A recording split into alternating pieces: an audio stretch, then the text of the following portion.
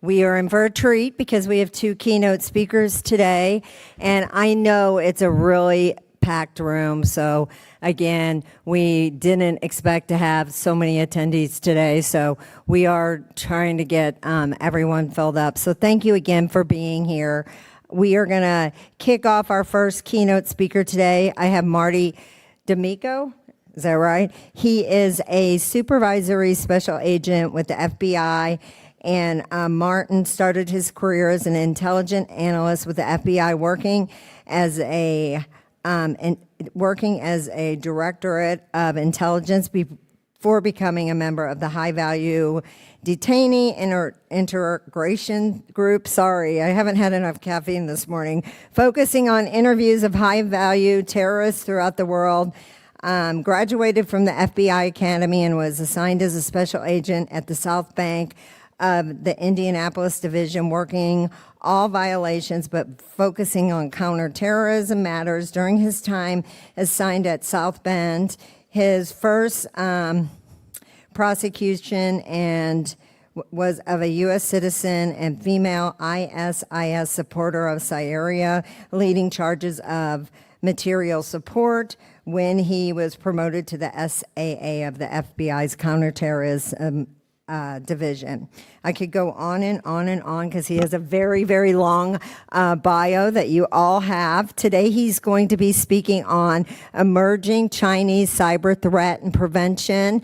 Again, I know there's going to be a lot of questions, and he will have a little bit of time for Q&A. And if he doesn't have enough time because we have a tight schedule, we will go on a break immediately after him from 10 to 10:30. So if you have more questions for him, I'm sure he'll be around to answer your questions at 10 o'clock. So again, please wait for the microphone. And with that being said, let's welcome Marty to the stage.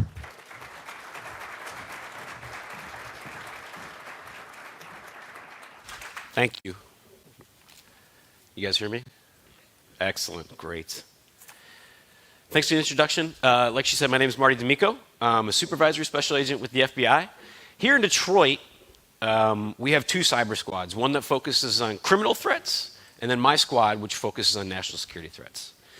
I'm here to talk to you today about the emerging Chinese threat. I know I've spoken about this threat frequently over the past, I would say, year, and some of you may have heard this speech from me before, but it's slightly different.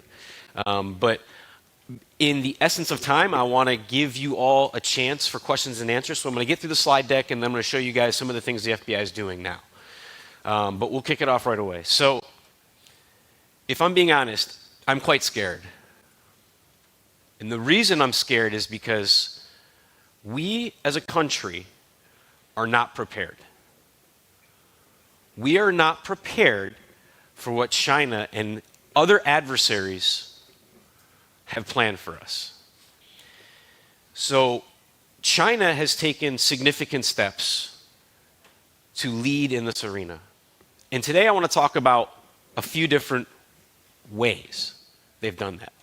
But not only that, I want to talk about the why they're doing this, the how, okay, and then what we can do as citizens, as IT professionals, as small and large business owners, and how we can hopefully stop some of the effects that they're looking to have on us and are having on us. So, China. China for the past 50 years has been playing the long game. If we're honest with ourselves here, China's strategy is long, it's pragmatic. They have 100-year strategies. We in the US don't operate on that, right? We operate in 2-year terms, maybe, cycles, quite frankly, led by politicians. And so our strategies change. And that's neither to say that's good nor bad. But that's to say that's the difference between us and China, is they play the long game. They play a pragmatic game where they have an end goal and they take varying different aspects to achieve that goal. China wants complete domination in the economic sphere. China wants complete domination in the military sphere.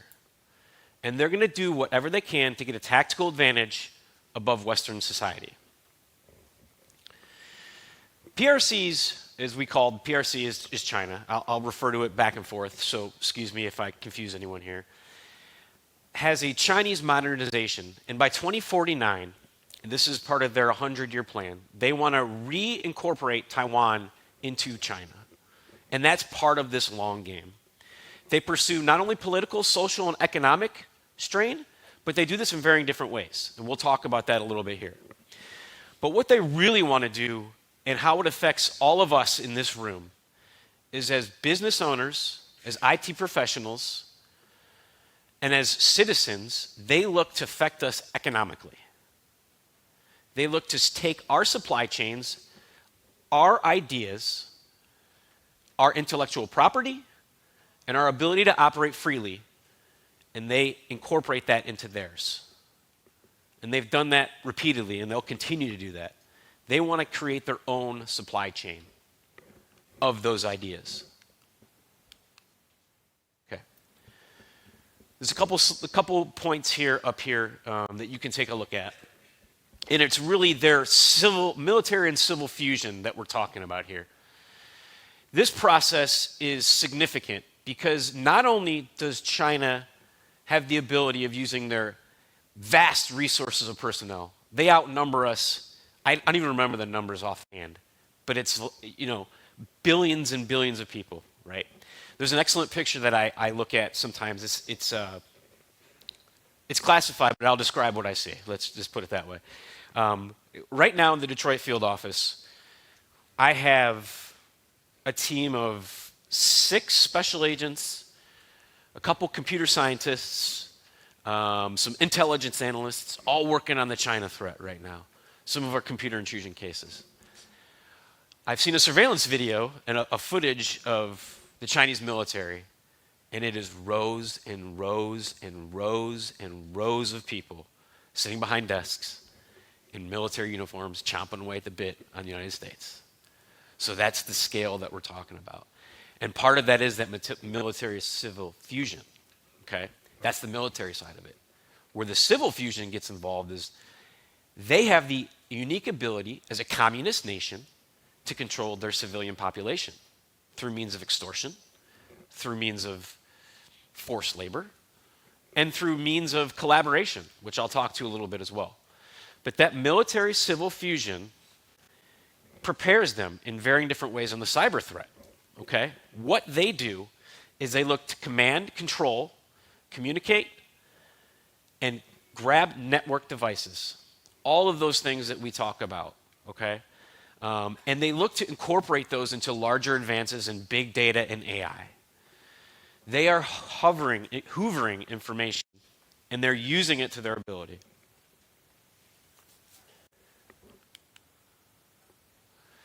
So this slide's somewhat dated, obviously. This is 2025. This was part of their plan to end in 2025, okay?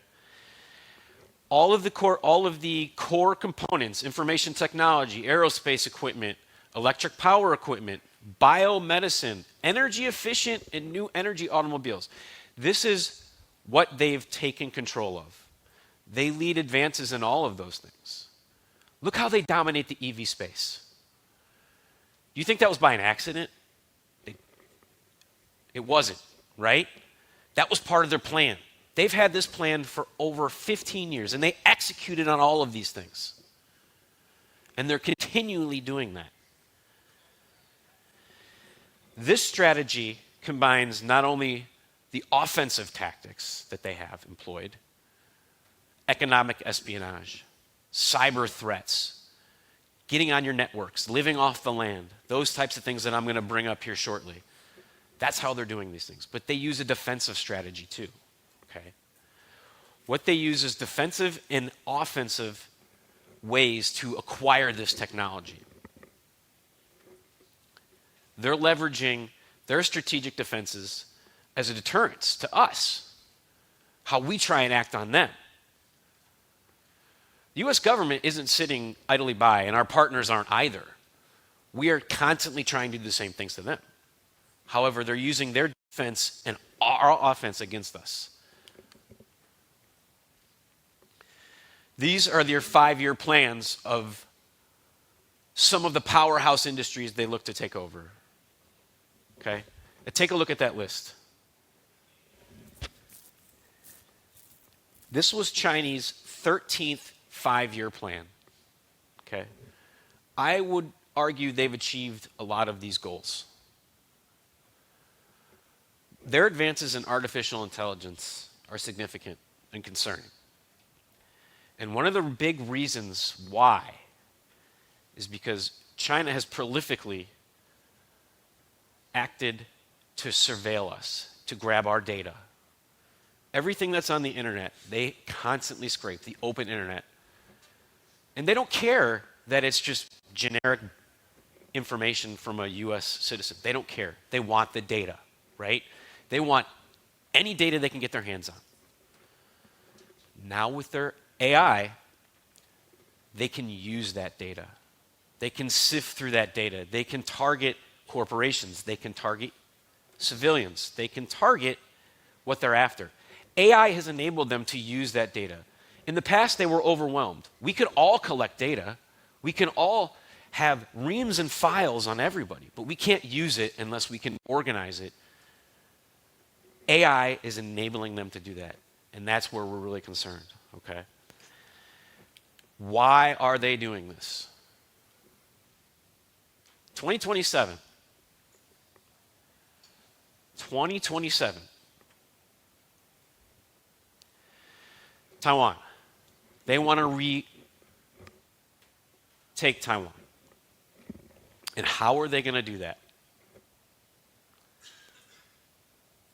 When you can't log into your bank account in August of 2027, when your power is off because they're on our power grids,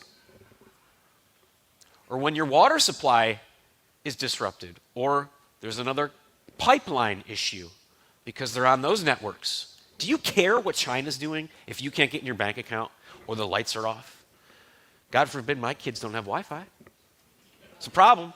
Problem for me. I'm not going to care what China's doing, and neither are any of you. That's what they're doing.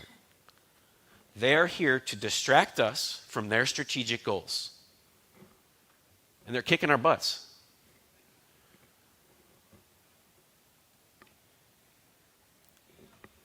So, how do they do this? I talked about it a little bit, but I'm going to give some more advantages they have. Let me go back here. Right here. Military civil fusion. I want to come back to this slide here because I don't think I hit this hard enough.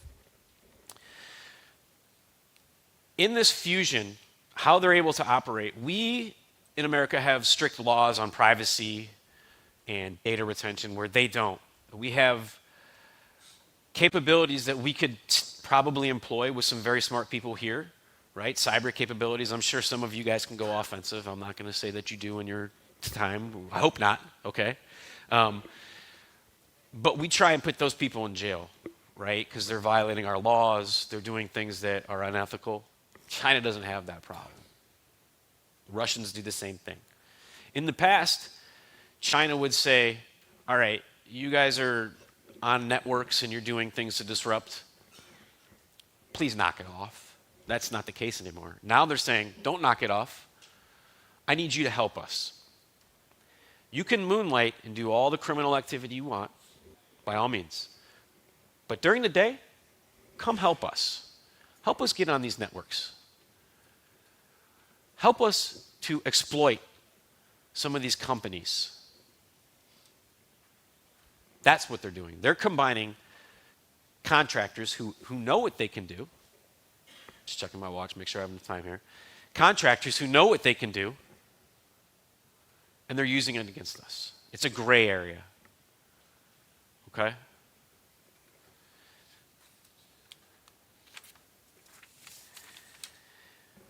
Alternatively, there's no specific trends that we as the United States or the FBI can really track on how they're evolving.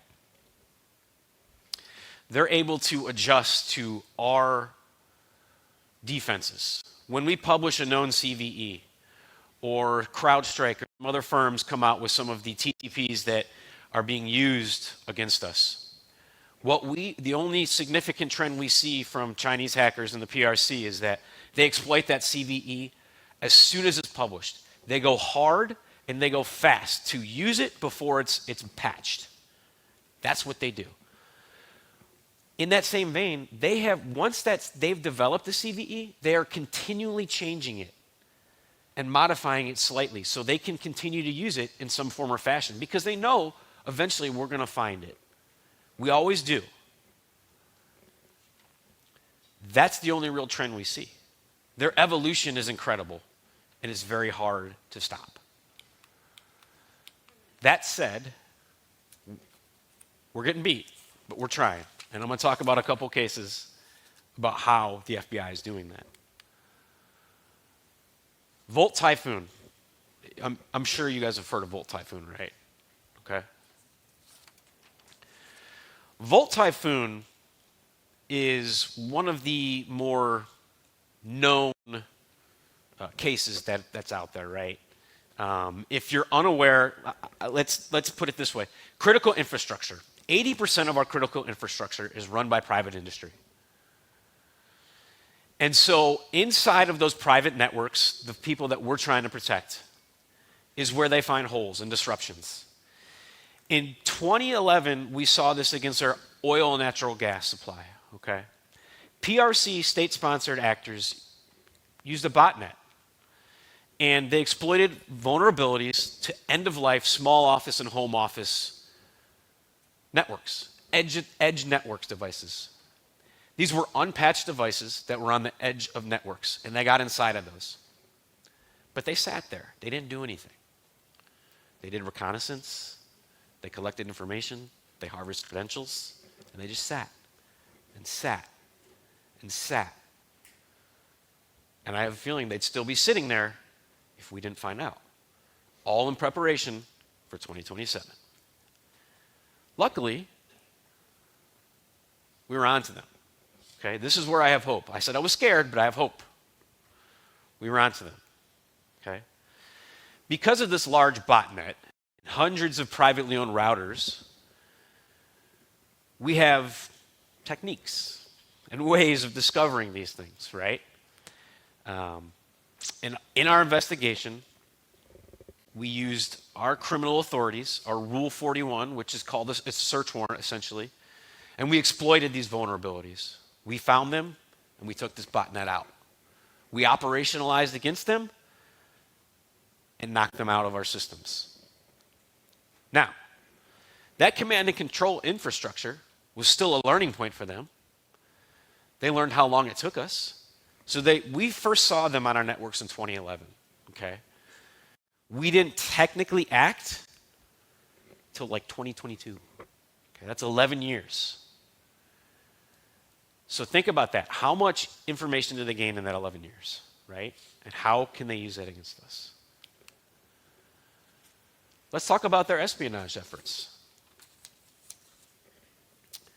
In September of 2024, we disrupted what we call Flax Typhoon, okay? This is where we talk about big data.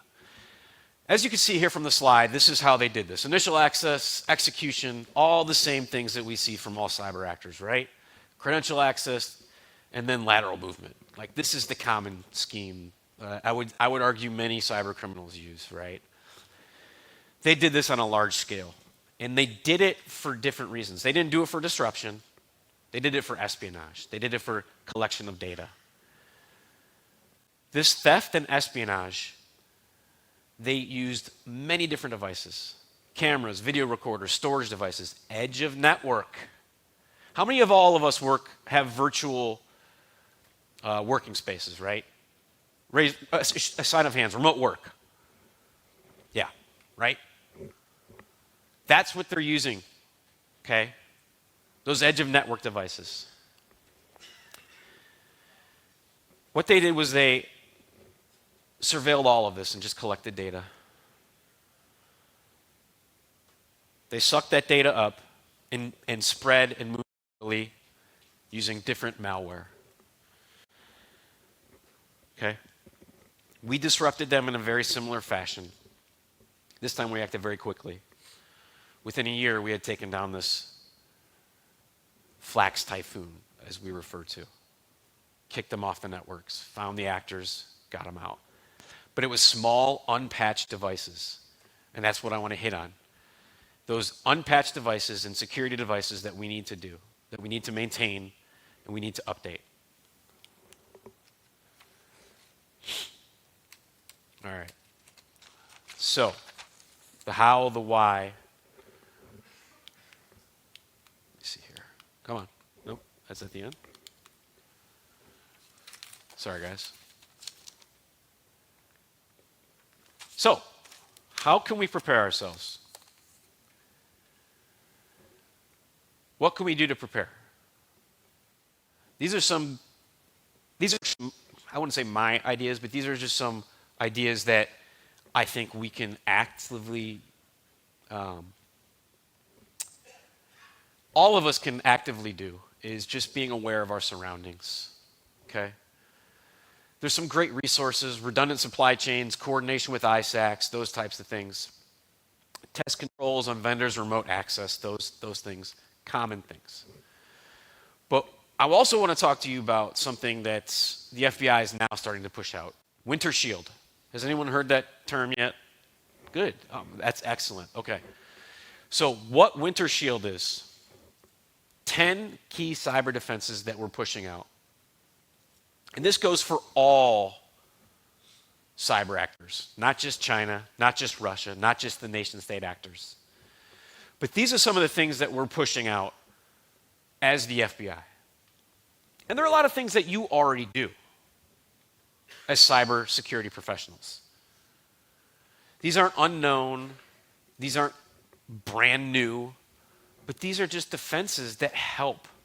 And the reason we're pushing this out now, in 2026, is because we're anticipating 2027 to be a rough year.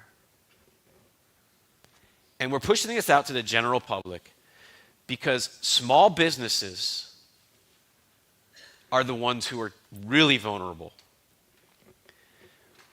What China does is they're going to get on a small business network. It doesn't matter the size or the scope. And people may not even think it's important to protect against them. Why would China want to be on a small accounting firm, a mom and pop accounting firm? Well, does that accounting firm have some large clients that could be of interest to the US government? Does that accounting firm involved specifically with small suppliers of larger suppliers of maybe GM? They want to piggyback laterally off that network, and they want to disrupt in any way possible. So yeah, it does matter. And that's why we're rolling out this initiative.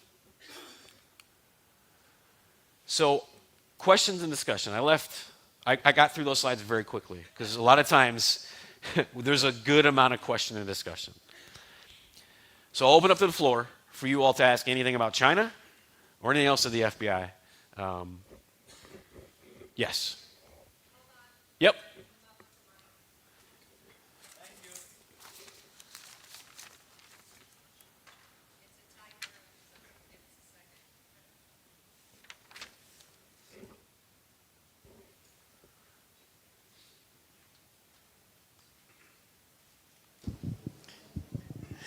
Thank you. Marty, as always, I sit in awe of the stuff you give because it's so topical and timely. I actually have two questions since I have the mic.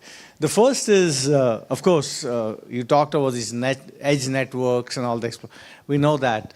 But I'd be interested to know if there's some sort of like preemptive strategy, like we know the Huawei routers, and I discovered as I keep reading, many of these like home Wi-Fi, all this stuff is manufactured in China. Yes. Unfortunately. Yes. So that makes it so easy for them. Maybe the camera, I don't know what all is.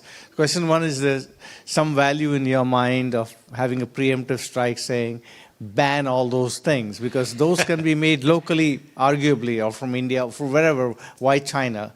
That's one. The other thing that's not clear to me, I understand the FBI's role in this, but does the CIA also play a role? Because naturally, what I mean is, it's a foreign country, so where is the power of federation, if you will? Excellent question, Arun, and I'll address your first one. If I had it my way, I would ban all Chinese devices. I don't trust any of them. So when I purchase something, like myself, that manufacturer, whoever manufactures that, it's not China. I don't have a Huawei phone. I don't have a router, a TP-Link router. Those are made in China, owned by a Chinese company. I don't do that. It would be wise for you guys to think about those things, okay? We talk about zero-day exploits. What if a 0 day has been implanted in these devices? We just don't know, right? Like we can guess. If I had it my way, Arun, I would have those devices banned, but that's just not the nature of the U.S. government. We're not going to do that. Commercial spaces, and the reason this country is so great, China's banned, certain door handles on cars, specifically Tesla-type door handles, to have a competitive advantage. We don't do that because we are a free society, a capitalist society. We don't do that. But I would be cognizant as IT professionals to be aware of where those devices are made. If I'm not mistaken, and don't quote me on this, please. Please don't quote me ever, but don't quote me on this specifically. There is a list the Department of State puts out of specific manufacturers to be aware of that have potentially sanctions or have been sanctioned in the past or have connections to those. So the manufacturer of origin, like obviously a lot of these things are made in China, but I would argue that those companies that are employing Chinese labor, at least if they're owned by a U.S. company or subsidiary, that's a little bit better. So, your second question, the CIA. I can't speak about the CIA. I don't know. They don't tell me anything. But we have other three-letter organizations that are constantly on the forefront of this. I won't, unfortunately, be able to speak specifically about those, but I can tell you what we do as the FBI. Part of our role here is to engage and educate, and that's part of Operation Winter Shield, which I pulled up a document here to talk about just a little bit more. The other part of that is computer intrusion and defense. So we've constantly been working as the FBI to defend against computer intrusions.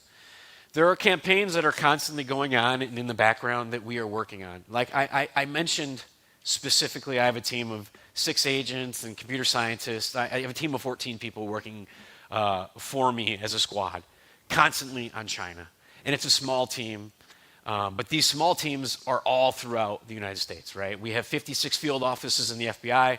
We have legal attaches all over the world, and we partner with our other three-letter agencies. So that's where I have hope. We've developed tools and techniques, and while I can't talk about all of them here, in the background we are doing things. But this is where I think the most value is added here, is things like this that I'm going to talk about here is where all of you come into play, is understanding that we as a U.S. government cannot do this alone. We can't. As I said before, 80% of our critical infrastructure is run on private business. The U.S. government has no control over that. What's on your networks, how you defend them. And obviously, those critical infrastructure that we're talking about here want to keep bad actors off their networks based on their bottom line and based on reputation. But quite frankly, we are all subject to that critical infrastructure, and 80% of that is private industry. So that's why it's on you all to preach to the rest of these small and medium-sized businesses these types of things. So, Arun, I know I can't answer that question specifically, but it's a great question. I just picked the CIA. I know. The point is, are there collaborations? That's all I wanted to know. Yeah. It's better to let them control. We are all collaborating together, yes. Questions? I'm coming with the mic.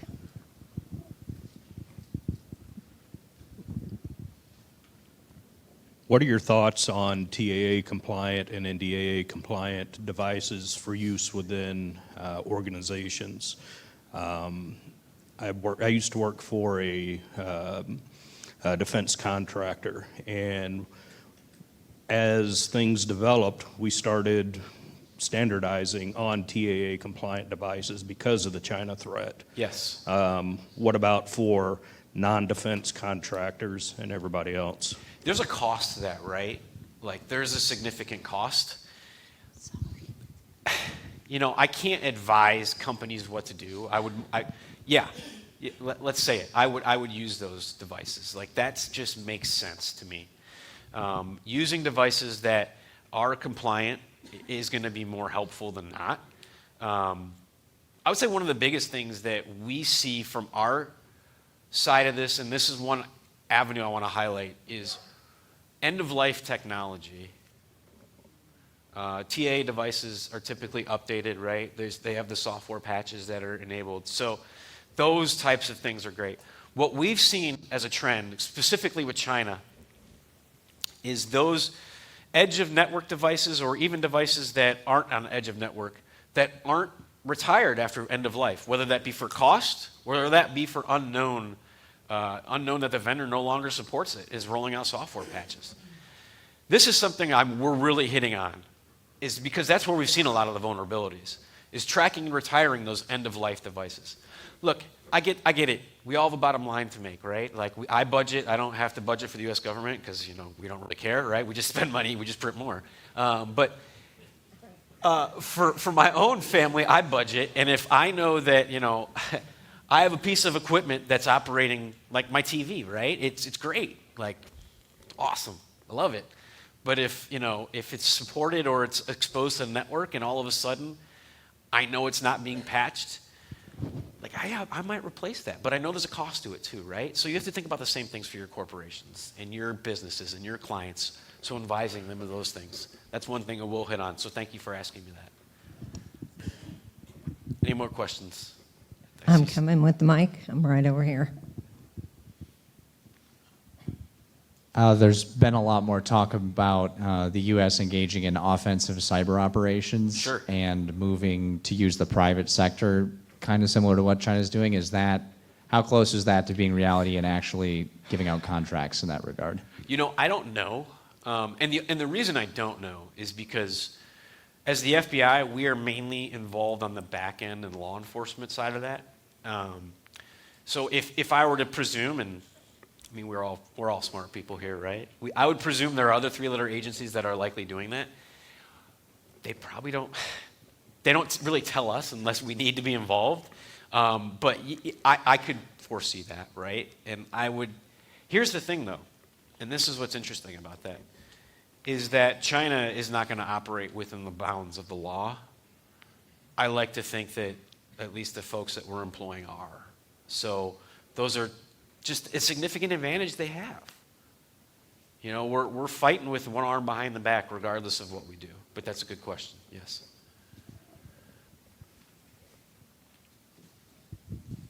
Thank you. We still have like 10 more minutes. Is there anybody else with questions? Okay, we have 2 in the back. I'll let my counterpart over there get you guys. You've brought up that China's the primary culprit behind what we're going to be facing in 2027. And my question really comes down to, is the IT aspect of this the secondary offensive, or is it the primary offensive? I'd argue it's the primary. Thank you. And the reason I would is because it affects everything, right? Everything is connected. Everything. We talk about IT, but there's also larger parts of IT that I didn't bring up, and I did it mainly to keep this short. This discussion actually is like an hour and a half, which, God, you guys don't want to hear me ramble for an hour and a half. But one thing I didn't talk about was undersea cable protection. Those types of technologies that connects everything, like those are our concerns. And the biggest concern that we have with the Bureau is what happened during COVID, right? We had supply chain shortages. But I would argue the biggest thing we had was panic and unknown, right? We didn't know what was going to happen. That's what China is looking to cause, panic and unknowns. And when you can't, when you can't get on the internet, think of everything that's affected. Every single little thing we do and touch is affected by the internet. When was the last time you guys paid in cash? Right? Think about that. So that's really the concern. We have several questions. I have one up here. I have some virtual questions too. So let's see how many we can get in. Thank you. Thank you. My name is Marlon Moore, and I do have a good question to ask. So, actually, I got one. Do you know about the movie? I think it's called "Leave the World Behind." I have not heard that. It's a really good movie. Got to check it out. So, with everything that you are saying, because when I saw the movie "Leave the World Behind," it's basically like because of a cyber attack, like the technology and everything failed. And with everything you're saying, I do have fear as well. So, you know, our cyber defense is very poor here. And that's why we get in all of these cyber attacks and all these attacks that's going on for our infrastructure, our technology, and our business.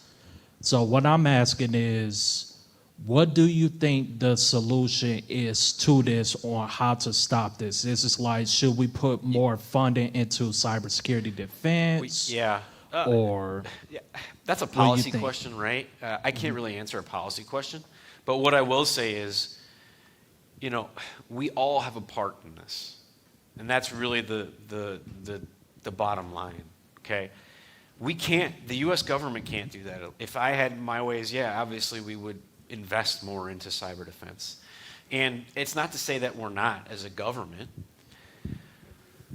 but everything is based on private industry here. We can only do so much as a government. And so it's really on us as the government to preach and spread this as far and as wide as we can to cybersecurity professionals like yourselves so you can be more knowledgeable about some other threats that we face.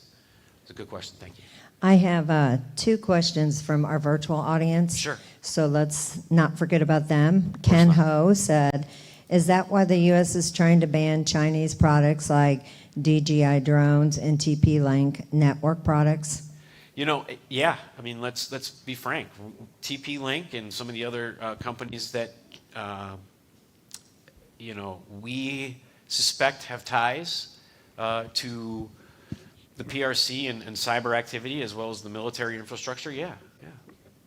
Then I have Chris Park said, I'm also curious about the ban on the network products. Can you please elaborate on that question, please? I specifically don't have any information on that. I'm sorry. I'm sure there are people out there in the U.S. government who are way more knowledgeable than me because the FBI doesn't specifically go into banning devices. So I can't really answer that question. We have another one here. Sure. Yeah, my question is about end user education. So this kind of initiatives require massive citizenship level education. Most of these products are being sold by American retailers and bought by American citizens, American residents. Yes. So what is your thoughts on educating people? Like in 1960s, everybody knew communism was bad and Sure. Soviet Russia was the enemy. But here, you cannot brand one country as enemy in current scenarios. So Nope. how do you navigate this? So yeah, it's a difficult thing to navigate. How do we push this out to the U.S. citizens, right? And this is part of the first step. This is Operation Winter Shield right now. This is FBI's public messaging campaign. It's not just against China, it's against cybersecurity, right? There are I could spend, you know, the next hour talking about Russian cyber actors, Iran. Iran's a real hot topic right now. They're all actors that do the same thing. This is, you know, I've been with the Bureau now for 15 years, and my colleague Ian Riddle here, some of you may know, he's been around probably longer, he's older. But this is one of the first public messaging campaigns I have seen that we're pushing out some of these cyber strategies to everyone. We're not just going to seminars like this, but this is being pushed widely. We've been given direction from our director to push this out. Our bosses, our SAC, Special Agent in Charge, throughout the 56 field offices of the FBI to publicly message this. The first time I've ever seen it in 15 years. And so it's you know, it's a new strategy, but it's something that needs to be messaged. And I'm glad that we're kind of leaning into it. We have another one. We'll take this one and then go ahead.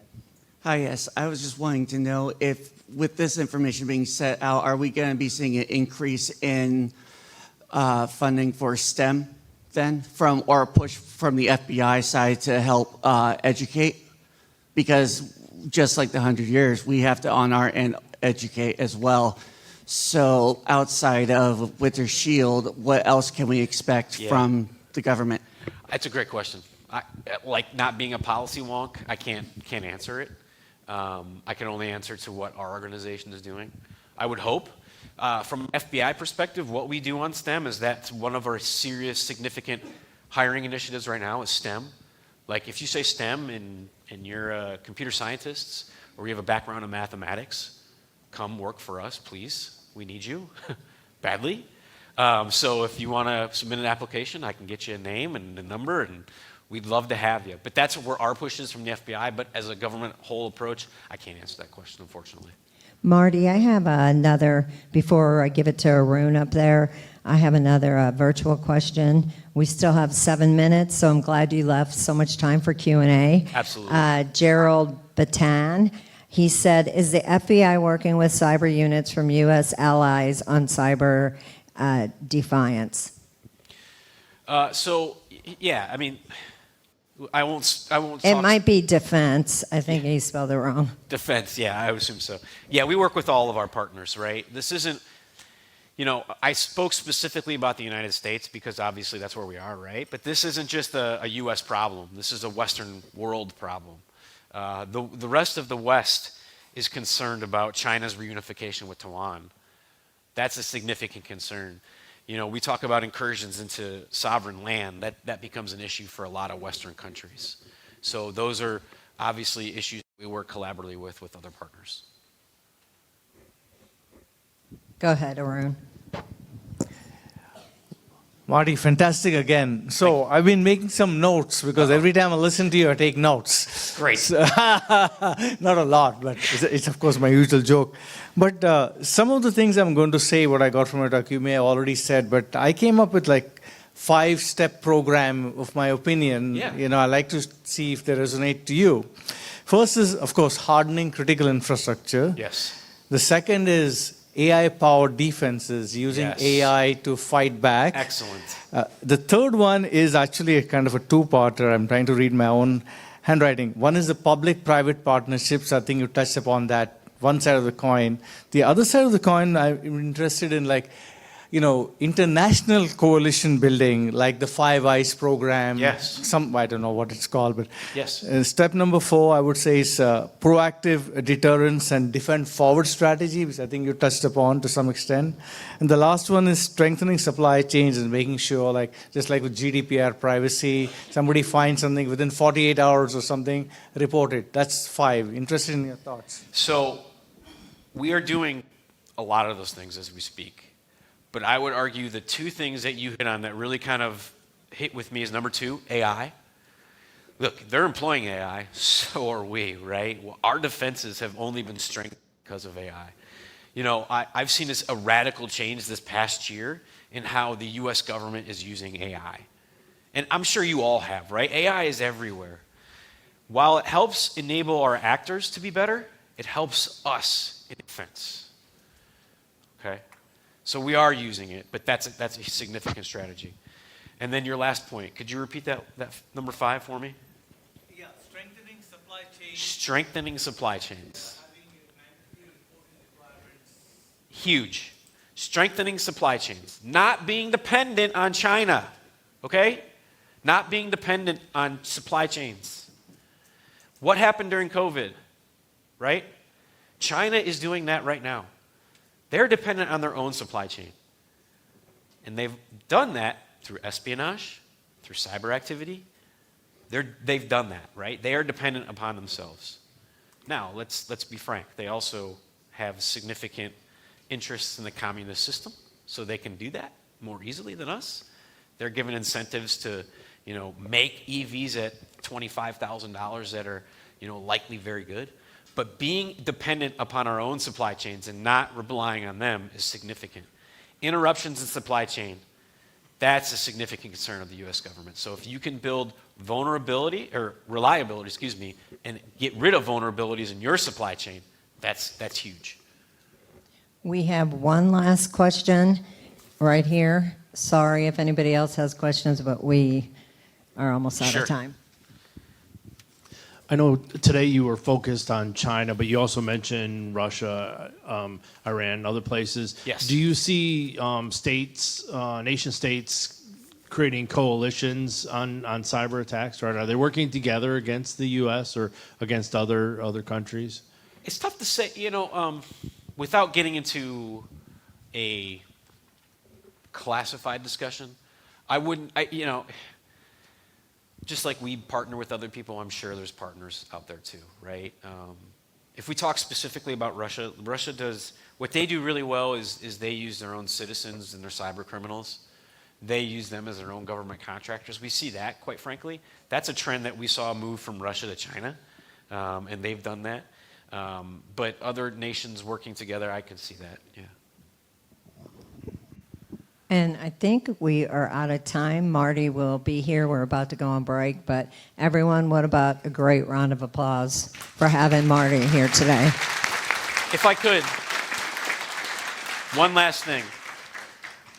I plan to have Operation Winter Shield handouts, which is this here. That's not there. If you just look up Winter Shield FBI, you'll find exactly what you need. So thank you guys for your time. I appreciate it.